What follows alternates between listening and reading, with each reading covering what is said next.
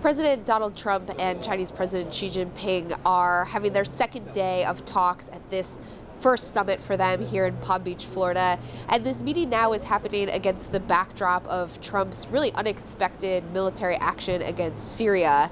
This is a strike that really is counter to what Trump has said about the situation in Syria, both as a candidate and before that as a private citizen.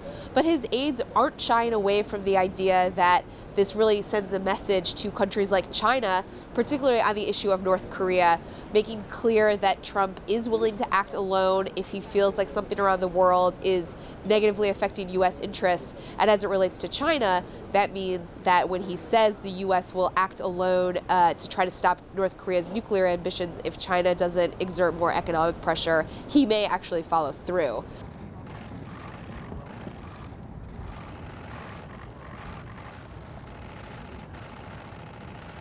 The president did not mention the situation in Syria when he opened his first round of talks with his Chinese counterpart today. He really tried to focus on this meeting, talked about there being agreement on a wide range of issues, but he didn't specify what those issues were, as you'll hear here.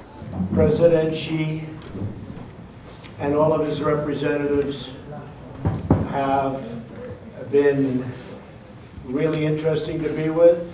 I think we have made tremendous progress in our relationship with China. My representatives have been meeting one-on-one with their counterparts from China, and it's, I think, truly progress has been made. We'll be making a lot of additional progress. Mr. President, and thank you very much. And again, a tremendous... The big thing we'll be looking at as this summit comes to a close is what those agreements actually are. Did they make any progress on North Korea? Did China offer to take any steps to put more economic pressure on Pyongyang? And then on the issue of trade and tariffs, which is another big point of discussion here, how far did they get in discussing those issues? U.S. leaders had really downplayed expectations for a breakthrough, but did they find any common ground on those issues? This, again, is a first meeting for these leaders. It certainly won't be the last, but it will be important to see how they were able to interact together, whether this is a relationship that will be productive or counterproductive for the next 4 or more years.